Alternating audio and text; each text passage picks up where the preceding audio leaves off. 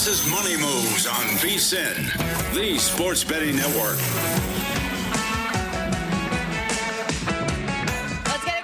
Tuesday, Stormy Buonantony, Jonathan Von Tobel holding it down with you for the next 2 hours. We're live as always in downtown Las Vegas, Circa Resort and Casino. And I'm very jealous of the guy to my left this morning because you, sir, have already started the day with a video poker dub. So already good vibes going for you this morning. I already forgot about that. That was right away when we got here. I got here a little early. You were hanging out with Jonathan Davis up there at the coffee shop, and we walked in together. And I was like, you know what? My hands are a little itchy. I got some extra cash from playing craps over the weekend, which you were there for as well. And I was like, let's just see what we got. And first hand got dealt 4 9s, and I was like, I'll take the win. And I just cashed out and I walked away. What a time. We will have to talk about that craps experience a little bit later on in the show because I was pretty hyped for you to have gotten the itch finally and seen why it's so fun. I'll say this. I might have to bug you this weekend because when you're in the building the last 2 times, I have won money. Well, I have lost, so I don't know if I want to go with you anymore. That said, though, you mentioned Jonathan Davis. He is going to join the program a little bit later in studio to break down what is a pretty nice NHL card coming up today, but lots more to get to on deck. So let's set the table like we always do. Time to run it down. It's time for the top headlines and topics of the day. This is The Rundown. Starting off here, I think it's fair to say what we've seen with the negotiating window open in the NFL yesterday. It's the NFL edition of March Madness already getting underway. A little bit later on in the show, we'll give you our reaction and breakdown, not just winners and losers of what a few teams have already done here in early free agency, but pushing it forward to the betting market. Which teams we think actually might be worth a look in terms of win totals or other things here early. Yeah, there is a team out there that I think can be the 2026 version of the New England Patriots, so we could talk about that. Ooh, yeah. And speaking of March Madness, VSiN's own Adam Burke is going to join us as well. Back in his usual Tuesday spot for the first time in a long time. Excited to talk through some conference tournament bets that he has interest in. We will also have VSiN's own Wes Reynolds joining us in about 15 minutes to preview the Players' Championship. Breaking down it's a pretty stacked field, and what is it, the unofficial fifth major? Is that what we call it? I believe that is the case. And of course, Wes thriving in college basketball as well. And with conference tournament week underway, we got some Big 12 action going on right now. In fact, Baylor trailing ASU 61-50. Hurley's swan song, but it looks like maybe they're going to keep this going for a little bit. Still got 10 minutes and 47 seconds left to go in the second half. We will see. But yes, very much looking forward to that. And by the way, should also point out that we also have Alcorn State taking on Prairie View A&M right up Adam Burke's wheelhouse. Beautiful. And you mentioned it, though, the Big 12 underway today. Same thing with the Big 10, the ACC. Tomorrow we'll have the SEC. So a lot of these big dogs finally getting things started. But last night we had some fun out here in the WCC. West Coast, best coast, baby. You know it. How about the Santa Clara Broncos last night? Incredible. Absolutely fantastic performance from Santa Clara. We've talked about this a lot when you look at the Broncos, their NCAA tournament hopes, what they were going to be able to do here.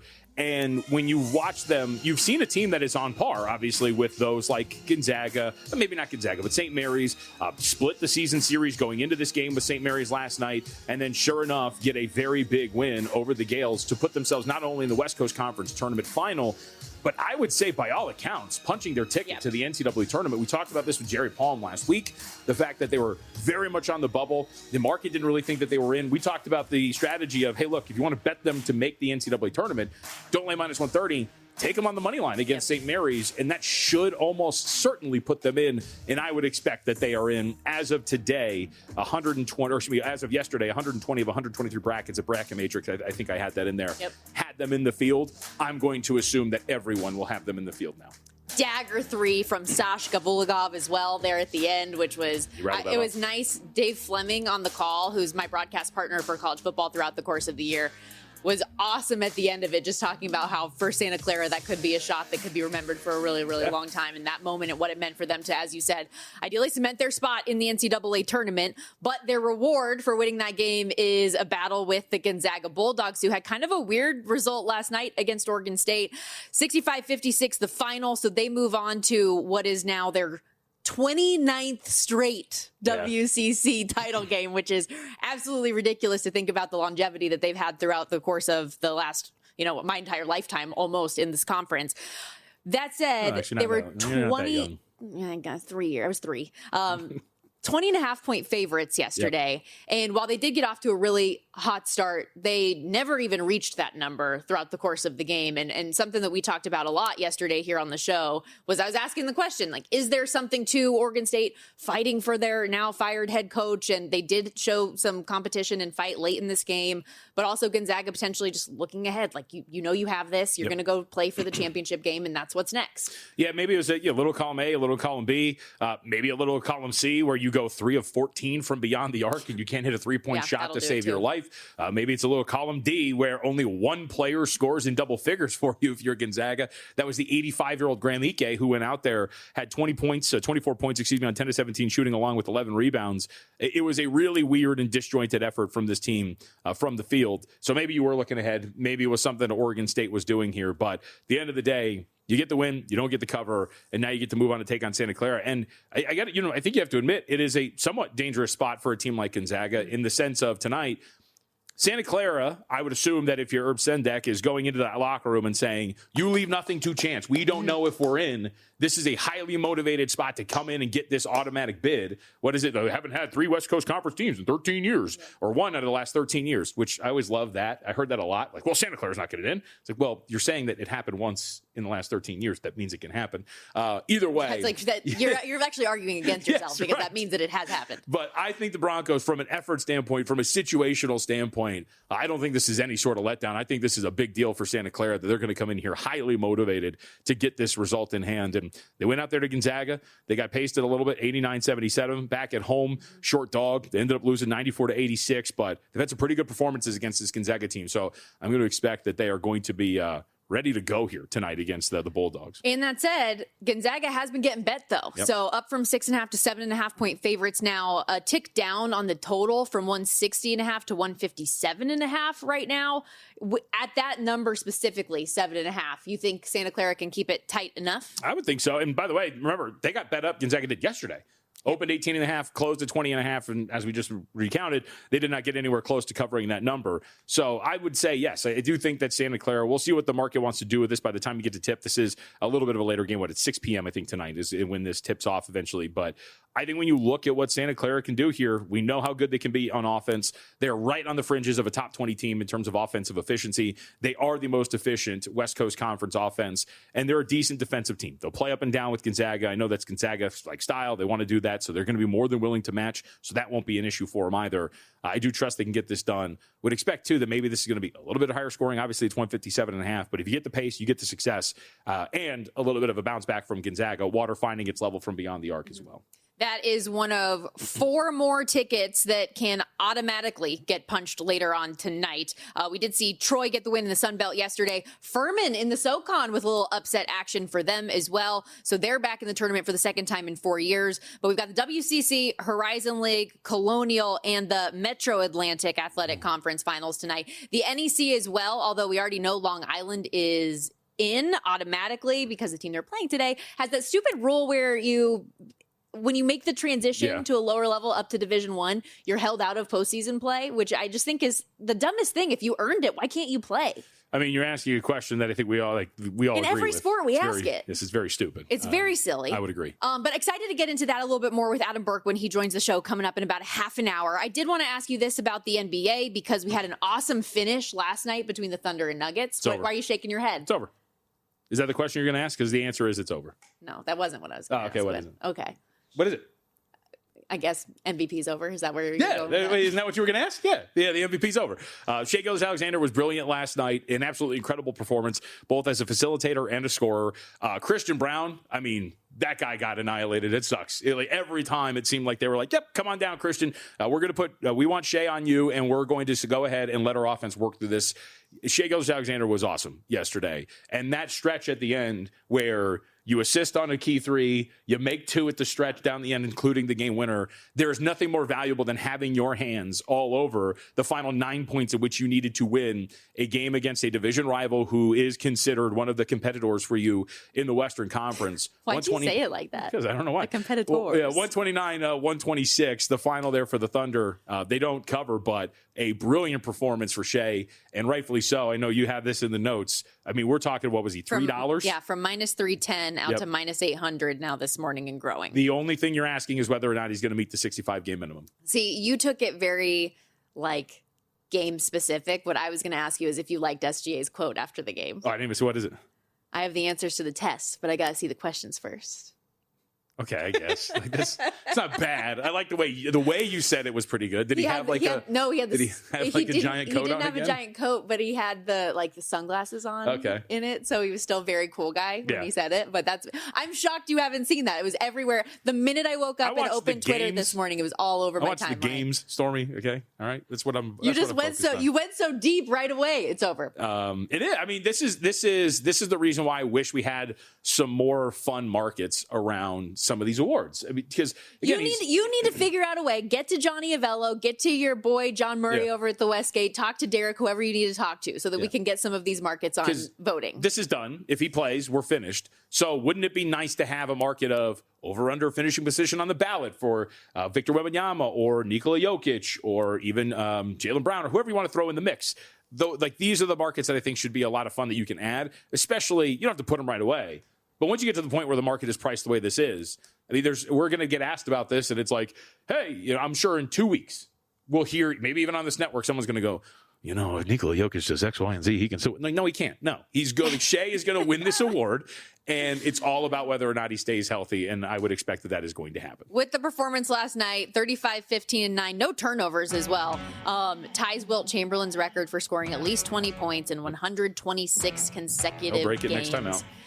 Even Jokic said after the game, he's like, you guys don't understand how hard it is to reel 10 games together of 20 points. For 120-something? You kidding me? We got to step aside. When we come back, excited to have Wes Reynolds join the program. We're going to break down the Players' Championship as well as some of his favorite plays on the college hoops card today. Stick around. So you're listening to this podcast because you want an edge. But what if I told you you're only halfway there? You've got the mindset. Now it's time to get the toolkit to match. Here's the thing. Pro bettors spend thousands on data and tools. But what they don't want you to know is that you can get the same edge for a fraction of the cost with VSiN Pro. VSiN Pro gives you access to expert picks, public betting data, prop projections, powerful tools, analytics, and more. Just tap the link in the description and see why thousands of bettors are already using VSiN Pro to cash more bets.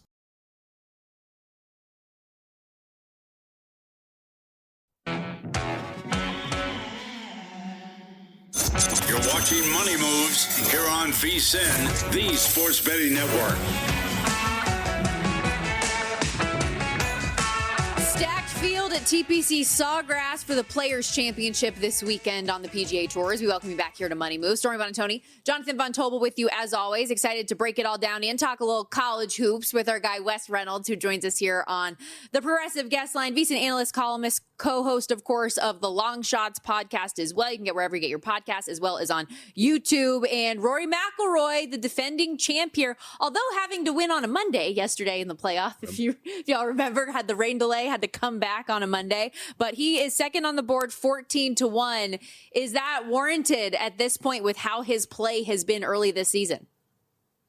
Probably is, Stormy, and actually right behind you guys, he's 18-1 now. So he's drifted upwards, which you don't see him at that kind of price in this event, especially where he's defending champion. But he did withdraw last week at the Arnold Palmer when I had him with a back injury. Just had something, I guess, flare up in the gym and then couldn't get it going on the range Saturday and then withdrew. So I think maybe that's a little bit of cause for concern, even though he's certainly been striking the ball very well. Like, he's really not done anything wrong, just didn't make any putts when he was in the mix at the Genesis. So he's probably warranted, but now he's the third choice at Circuit behind Colin Morikawa, who did make my card this week, who won Pebble Beach last month, T7 at the Genesis, fifth last week at the Arnold Palmer. This would seem to be a good course for him, even though he's just got one top 10 and 5 appearances. But the strokes gained approach, the good drives gained, like everything you look at, with the exception of the putting, just spikes for Colin Morikawa right now. All right, so this is a course that I think we're pretty familiar with, right? TPC Sawgrass. So is this a tournament where you're probably looking at course history and we're expecting some usual names, or can you go a little bit deeper on something like this, Wes? Yeah, a little bit, John. But the thing about this course, because it is, so topsy-turvy and, a lot of water hazards and can be a difficult course, even though you can score well on here. But this is a Pete Dye design, so this is risk reward, right? He wants you to hit like kind of towards the trouble spots because that sets up the easier approach shots, even though you've got to test the water, or you've got to test the trees or heavily bunkered fairways. So you got to hit towards the trouble. So when you look at like course form, you don't get guys like every year where it's like the Masters, where it's like, okay, always a top 20 or always in the top 10. So you'll get guys that finish like a couple top fives here, and then you'll see like 3 missed cuts in a row. And you'll see that with pretty much everybody, including elite players. So course history, it's a little bit of a fickle person here when you look at it. In addition to Longshots podcast, make sure VSiN.com later today you check out the written preview that Wes is going to have, and he does each and every week. Who are some other names that are top of mind for you going into this weekend? Yeah, there's a couple I'm going to stick with, Stormy, even though the numbers don't indicate it, because this year for me, like with the golf season, like a lot of it, if you're betting outrights, it's about timing, right? It's about timing a player, getting on him at the right time. And I've been on the right players at the wrong time this year, like Akshay Bhatia when he won at Pebble Beach. And then I don't come back on him at players or at Bay Hill last week and he wins. Same thing with Morikawa, was a week early on him. So I'm going to stick with a couple guys that haven't been great to me this year, but I think it's coming, and I'm trying to time him right. Victor Hovland at 40-1, T13 at Bay Hill last week. He was T3 here in 2023, 9th the year prior. And Matt Fitzpatrick at around the same price. Putting kind of got going a little bit in Florida last week. It was horrible out in California, but it got going. It's got a couple top 10s here. Cameron Young is another guy that I do like as well, as 35-1. 3rd and 7th in his last 2 starts. He's actually top 10 in 8 of his last 15, dating back to last fall, even though you look at his form, as John was talking about, course history, not the best course history here for Cameron Young. I think his best finish here is like 50th or something in 4 appearances, but you got to go with how a guy's playing now, and he's playing great right now. Last thing on golf before we shift gears to a little college basketball. What are we thinking about and doing with Scottie Scheffler at this point? Nothing really for me, to be honest, because it's been his approach play. His approach play has just not been what it was last year in terms of like approach, in terms of proximity to the hole. He's been off with his irons. And this was the guy that was the best iron player in the world basically each of the last 2 years. Led in approach, led in proximity. All the metrics on iron play, he basically led. And he's not doing it so far this year. So I'm not fading him, but I'm not playing him either. I think that price, honestly, at 4-1 or 7-2, even some places, is too short. He should probably be favorite because he's number 1 in the world, but he should probably be like 6 or 7-1 for me this week. All right, Wes, let's go out to the ACC where they are underway. Pitt and Stanford just got started about 20 minutes ago, but a 1:30 p.m. Pacific time tip. Syracuse and SMU, this thing's down to 4.5. Total's been bet down 3 points as well, 157.5 to 154.5. What do we got here? Yeah, I played a little 5 with Syracuse, and this is not a team that I really like. And Adrian Autry, we'll see if he's going to be brought back, the former Boeheim assistant. Syracuse just kind of seems to be caught in the mud right now. Like it's a program that was an elite program that's going nowhere. But I'm fading SMU here. And I think you could play this angle in certain spots this week because we know all the bracketologists are putting everything out. I don't care who your favorite bracketologist is, whether it's Lenardi or whether it's Mike DeCourcy or John Von Tobel or anybody at VSiN or whoever it is. All the bracketologies are like the last 4 in, first 4 out, and SMU is kind of in that little muddle, right, of all the teams that are really on the bubble. Well, what we saw on Saturday, everybody on the bubble lost. The only team on the bubble that really won was Santa Clara, who we'll get to in a minute. I took 5 with Syracuse here, and I would still take a little 4.5. I think SMU's got some real issues right now. They've lost their last 3. BJ Edwards has not played in any of those 3 games, so obviously try to wait on his status, but I think SMU's just going in the wrong direction at the wrong time, so I definitely do not want to lay points with this team, so give me the orange. Curiosity for you, Wes, while we're on the ACC, we got the news this morning that Duke point guard Caleb Foster has a fractured foot, had surgery on Sunday. Also that Pat Gongba is dealing with foot soreness and isn't going to play this week in the ACC tournament for a Duke team that's been so dominant and talked about as a national championship contender. How concerning is this big picture? It has to be, I think, a little bit. Now the big guy, I think it's probably going to be precautionary. And he's, I think, maybe a little bit more vital because that's what I think has really stood out about Duke this year, Stormy, is how good they are defensively. They've been the best defensively that I can recall them ever being down there with a pretty young team, and they give you like nothing at the rim. So you have to start your offense like way out in the half court, and you can't just chuck threes against these guys, even though they force you to do that because they're so big and can rebound, and they have guys that can defend multiple positions. So it's a mild concern, maybe not quite the Michigan concern with LJ Cason now being out for the rest of the year. I still think Duke is power rated the number one team, and rightfully so. All right, let's go to Kansas State. BYU is good, but I want to go to the big one tonight. There's a bid on the line. Santa Clara might need it against Gonzaga. West, what do we think? Zags are about a 7-point favorite here. Yeah, and I do like the Zags here. I think Santa Clara actually did their part last night. I think that they're going to be in as an at-large in the NCAA tournament. I think beating St. Mary's 2 out of 3 times. Now they're going to try to get Gonzaga once. Gonzaga swept them in the regular series. And certainly there's a credence to, I guess, that might have taken the pressure off Santa Clara, right? Where it's like, hey, we think we're in. And now let's go try to beat the Zags. Well, by the way, this is the Zags' last go around in the WCC. Of course, they're leaving for the freshly new minted Pac-12 next year. So this has been the class program of this conference for basically over 3 decades. And they weren't sharp last night against Oregon State. Like, they didn't cover that big number. They were almost 20-point favorites. Oregon State also gave a really good effort for Wayne Tinkle last night in what was his swan song for being the head coach of the Beavs. I like Gonzaga, and Market likes Gonzaga too. I think that last night was just kind of one of those get-through-it performances where I don't want to say they mailed it in, but they were just kind of like meh in the performance last night. I think they're going to be sharper tonight, so I like them over Santa Clara. BYU, though, as JVT was saying a moment ago, so they're laying a pretty big number, 10.5, where we sit against a Kansas State team that I know hasn't been great, but BYU's been so up and down. What do you make of this number in particular tonight? Yeah, I thought it was a little high, Stormy. BYU, by the way, has not won a game outside of Provo. They've won one game, actually, in the last 2 months outside of Provo, and that was a home win over Colorado, where they had to go to overtime. They just have not been getting a lot of wins away from home, and they've been so up and down. They did beat Texas Tech on Saturday, but 3 losses going in. I know Kansas State is done. Head coach Tang already has been fired, but I thought that this number was just too high for a team that's not winning away from home very much. Wes, awesome stuff as usual. Thank you so much for the time. We appreciate it. You bet, guys. Thank you. Wes Reynolds, again, make sure you check out all the work up at vsin.com. The plays on the golf will be there. He'll have his full preview written up and a Long Shots podcast wherever you get your podcast.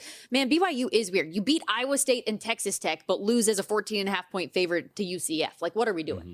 I don't know. They're not a good defensive team. They're just such a confusing team. I have something here that would be, I think, right up your alley. West Coast Conference, probably power rated as a top 2 conference when it comes to names of head coaches. Wayne Tinkle, Herb Sendek, Shante Legans. There's a lot. Sadly, Tinkle is out, though. I know. Coached his last game last night. Chris Gerlifson. That's a fun one as well. Okay, we got to step aside. We're going to continue the college hoops talk, though, next. Excited to have our big guy, Adam Burke, the mid-major maestro, on the program. We've got a bunch of conference tournament championship games tonight, and Adam's got you covered with all of it. Stick around.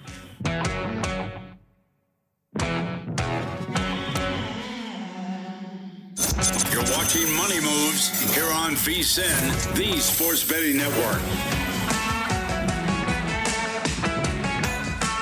Money Moves, this segment sponsored by Upside. You can download the free Upside app today and earn real cash back every time you fill up your gas tank. Plus, use the promo code SPORTS, and that'll get you 25 cents back per gallon on your first tank. Stormy Buonantony, Jonathan Von Tobel back here with you. We did get some breaking news in the NFL a moment ago. The Raiders, instead of having released Geno Smith, ended up getting a trade done with the Jets. So Geno Smith goes back to the team that drafted him back in the day. And former Packers wide receiver Romeo Doubs reached an agreement with the Patriots. We also have the one and only Adam Burke in studio with us here as we welcome you back. And we'll talk more NFL free agency and that in a little bit. But we want to focus a little on mid-major college hoops because it's tourney time, baby. How you doing?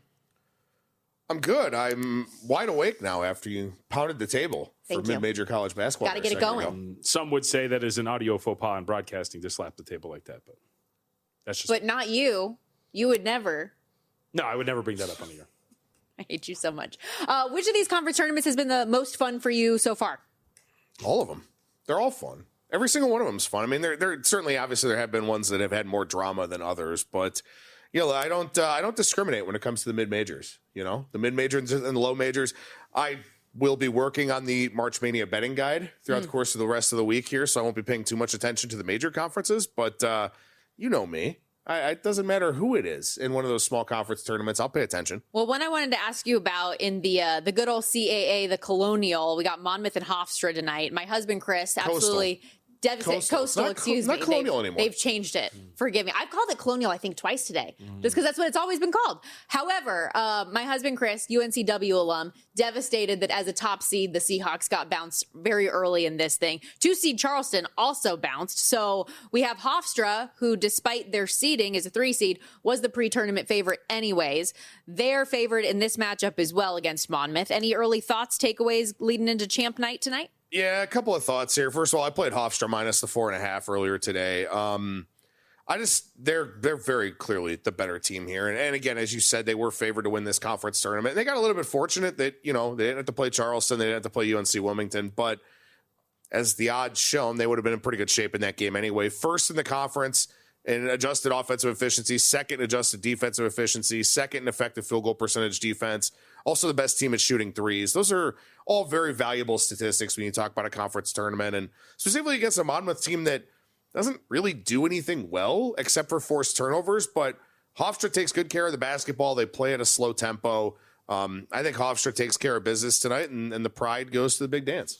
Coming off of the overtime game with them against Towson, is that the reason you think maybe the market has moved against them a little bit, just because that was a late night game, maybe slightly more tired legs coming into this one with an extended game? Because it has come down from 4.5 to earlier this morning when I was looking at it, 3.5, and now 4.5. Yeah, it's just kind of a situational thing that people just automatically, gravitate towards. Anytime you get a team playing a back-to-back coming out of overtime, I'm sure there are trends out there that kind of support that move, but to me, I'm going to compare the two teams, right? Yeah. I mean, you're playing 3 games in 3 days with a chance to go to the NCAA tournament. Like, if you can't get over the hump, then what are you doing there? So, to me, I don't think it's really that big of a deal.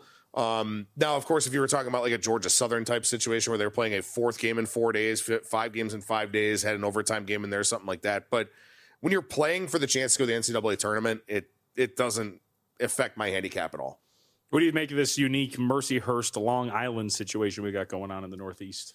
Yeah, it's a good question, right? Because, I mean, Long Island is in, right? Because Mercyhurst can't go, as you guys talked about earlier on in the show, which I agree with Stormy is just absurd. I think it's absolutely ridiculous.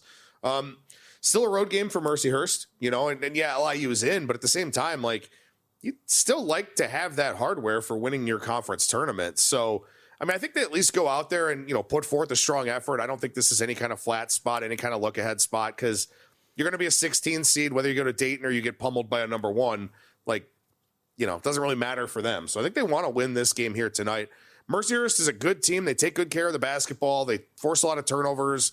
Long Island's a team that will turn the ball over. Neither one of these teams like to take a lot of threes. This will probably be a pretty slow, choppy kind of game. So obviously you kind of gravitate towards the underdog in that situation. Mm-hmm. But I think people that are kind of assuming that LIU is not going to show up, I think that's the wrong course of action to take in this game, where I get it, they're already in, but also, I mean, they're at home, great home court advantage. We saw some stuff on social media about their student section here, going into the NEC tournament. So I like Mercyhurst from a spread standpoint, but LIU is going to show up. I don't think this is a walkover or anything like that. I feel like sometimes that element might be true for bigger conferences than little ones where, in bigger conferences, okay, maybe the conference tournament doesn't matter as much because you have your eyes on the prize of the NCAA tournament. But for LIU, I think a regular season title and a conference title matters. So take Duke, for example, this week, right? Like Duke is severely banged up this week. They're missing a couple of their most important players outside of Cameron Boozer, who is going to play. But like we saw Coach K do this in the past where it was like, we're in, we're number 1, number 2 seed, whatever. Like, I don't really care about the ACC tournament. I'd rather get a couple of extra days off. So that is something that I think, again, it's going to be on a case-by-case basis. It's not something you necessarily want to assume, but it is something I would factor into my handicap in the major conference tournaments with a team that's dealing with a lot like Duke is right now. Is there really any incentive for them to go out there and have to play 3 games in 3 days? Probably not. So you don't get a full effort, right? And maybe a game where they are going to be a double-digit favorite or something like that. So in the major conference tournaments, I absolutely think it is a huge deal and something that you have to factor in. All right, let's go to the Horizon, which has been a fun league so far. And we have our final between Detroit Mercy and Wright State. We had talked about Detroit Mercy yesterday.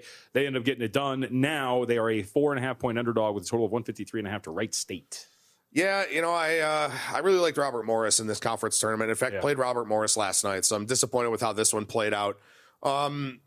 Look, Detroit is a team that has played really, really well here late in the season. Yep. They had a coaching change. They had they started distributing the basketball around a little bit more, within the last couple of seasons under Mark Montgomery. So, they were initially with Mike Davis, a lot of ISO ball, a lot of hero ball type stuff. This is a team that really has greatly improved over the last couple of seasons here. And, they do still take a lot of jump shots, but they've been pretty good at making them. They shoot way too many mid-range jumpers for me. That's a problem for me, with any team in college basketball, especially when you're playing in a neutral setting. I know it didn't impact them yesterday against Robert Morris, but it certainly could have. And it certainly could tonight against a Wright State team that is very good offensively. They like to take a lot of threes. They get to the rim at a high rate. They're typically very good on the offensive glass. I do like Wright State tonight. Didn't bet this one, but I think Detroit's kind of on borrowed time in this tournament now at this point in time. So I like the Raiders, but we'll see if I end up getting the window on that one. You want to see something that'll grate on your nerves a little bit here. Maybe this is a little nerdy.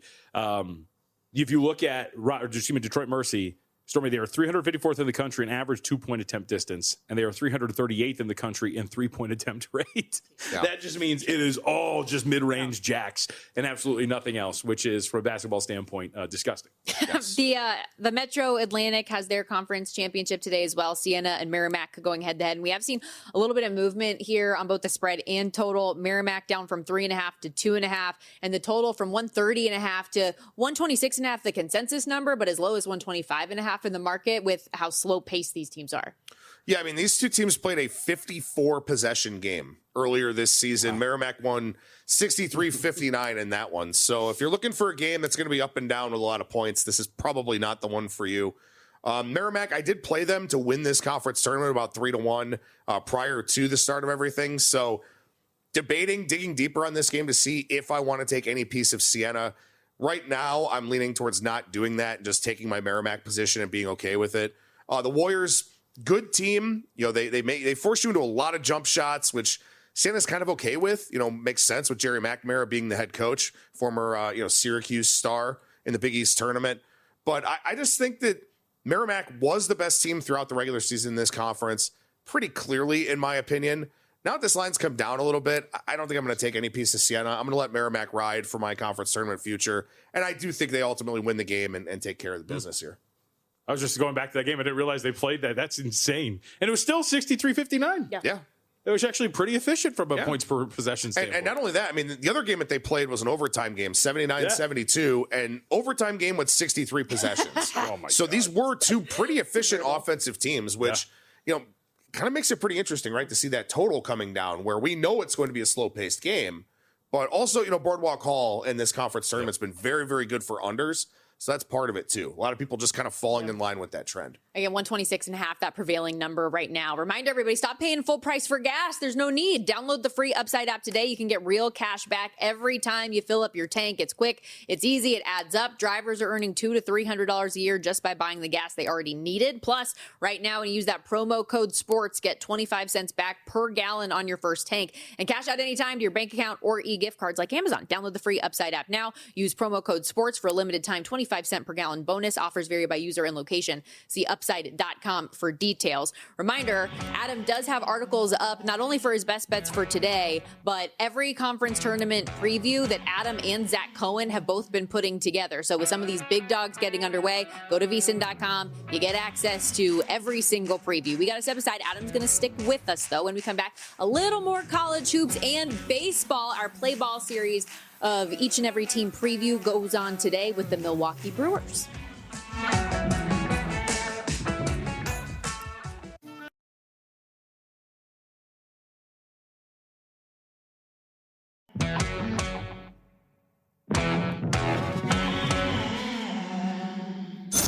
You're watching Money Moves here on VSiN, the Sports Betting Network.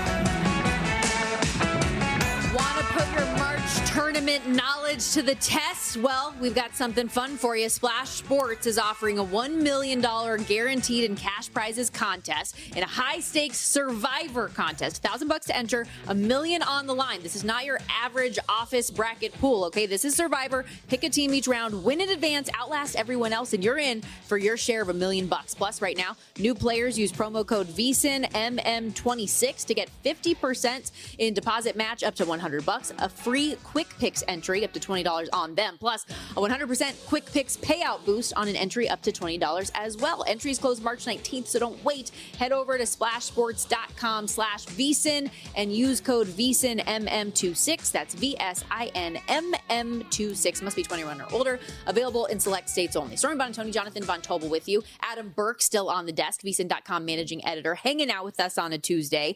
And before we get too far out of the basketball action, yes, conference tournament's underway, but the NCAA tournament will be here before we know it as well. And with all of the betting scandal and game integrity stuff that has come out, especially in college basketball recently, the NCAA has come out and said that they're trying to take steps forward for not only the basketball tournament this year and moving forward, but in college baseball, college softball as well. They have ProhibBet, which is a technology from a new company that's trying to ensure that all of their officials, because officiating has been a part of this as well for some people betting on games, to try to ensure that as much as possible, they have a relationship with sportsbooks and various leagues, that all of the people are in their system and cross-referencing it to not be betting their games. I think just big picture, this is just a positive thing, that it's another set of checks and balances. But I mean, obviously, like with anything, there will be ways around it. But what do you think? Anything come to mind? Yeah, I mean, again, there's certainly going to be ways around it. And if you're somebody who's officiating games for the NCAA and also betting on them, maybe don't do it through your own name. Right. Make it really easy for everybody. But I will say this, this is another example of why legalization was really important, because this is not something that would have happened 10 years ago when it was still in the offshore markets, when you could still get money down wherever you wanted to, or obviously locals have existed forever, where these officials, these players would just be doing it somewhere else and no one would be the wiser. So, this is another example of why legalization is a good thing. And these watchdog companies will probably just keep popping up, with the different technologies and all that. But again, it shows that the system is working the way that it's supposed to, to at least have these safeguards in place. I guess to be a little bit more pessimistic to the point, it does seem a little performative in the sense of, as you mentioned, it is easy to if I really wanted to do it, I could get by this no problem. It reminds me of, the gif of the old security guard patting down the guy at the stadium, not even touching him. Yep. Right? It's the same thing where it's well, at least we have a security guard, but it's sure, but he's not really doing what he's supposed to do. If I really had intent as a referee to fix these outcomes, this does not stop me if I really wanted to try to do that. But all of Adam's points are all right. And I think at the end of the day, people will read this, see this, and if they feel better about the integrity of the product, then that's all that really matters. Right. I mean, if it's a deterrent, sure, right? Maybe it kind of serves in that purpose. But yeah, I completely agree with what you're saying too. Just another layer, at least, I guess, for these officials. The league said part of their process in general, when you get approved to be part of the NCAA tournament or any of these major events, you have to go through a background check and all these different things. And now that's just going to be an automatic part of their process for their officials. So no negatives, I would say, to it, just positive. How much it'll actually work or make a difference, I don't know. But that said, let's shift gears and get into a little baseball talk, because we mentioned last segment, yes, all of the work that you've been doing on all of these conference tournaments, but you also, as well as Jensen Lewis, had a labor of love with the MLB baseball betting guide that was put together. And it's awesome. And we've been referencing it for all of our individual team previews that we have gone through. Today, it is the Milwaukee Brewers that we're going to deep dive on. So real quickly, I got to set this up. Play ball.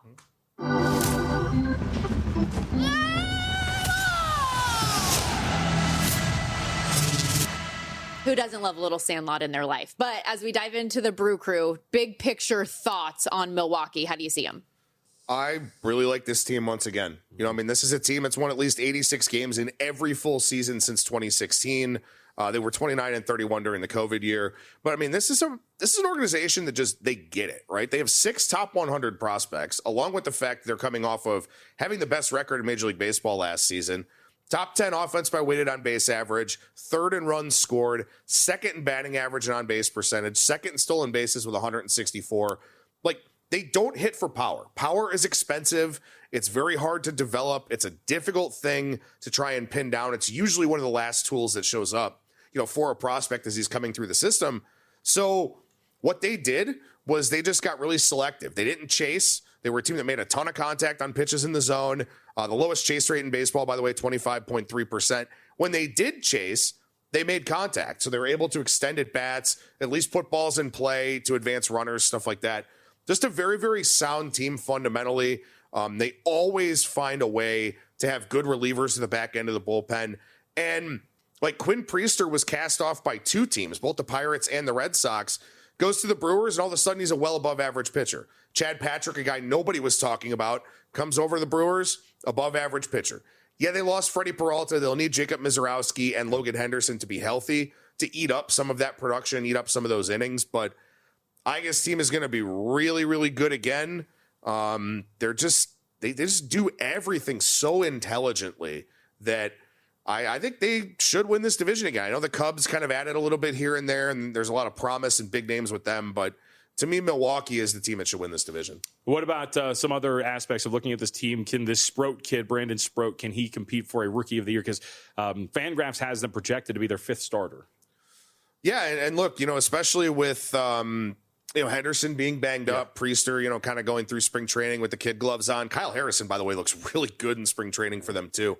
They got Brandon Sproat and Jet Williams, in that Freddie Peralta deal. They got a really, really strong return in that trade. Jet Williams is a guy not going to hit a ton of home runs, not going to do anything like that, but he's very, very quick. Good name, I guess, with the name Jet. Good defensive player as well. This is a team that isolates talent and maximizes talent so effectively. I think Brandon Sproat should be very good in this rotation. Obviously, growing pains, going through pitching every 5 days and, all that kind of thing. But I think he's a guy that probably should finish above average, for this rotation.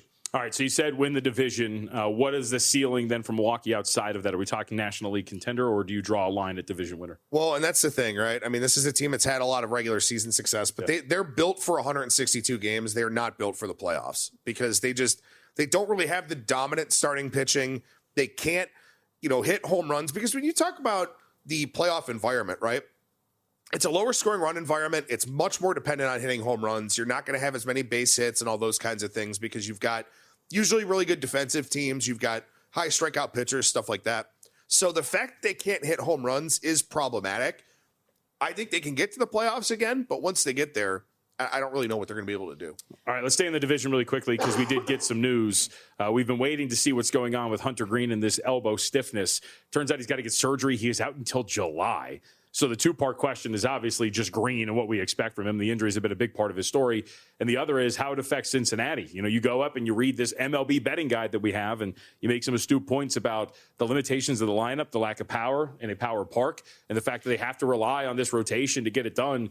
Green was going to be a part of that. And I love Andrew Abbott, but I don't know if he should be your frontline guy taking that ball in the must-have spots. Yeah, and this is the thing for the Reds, right? I mean, the one very clear strength that they had was the starting rotation. Yep. And, even a guy like Nick Lodolo, I think, who I kind of thought Nick Lodolo could maybe be on the move this summer. They could trade him for a hitter that has similar contract control. Lodolo's a free agent after next season. If next season gets played, he'd still be a free agent anyway. But, maybe they do end up having to hold on to him now. They don't have a great bullpen.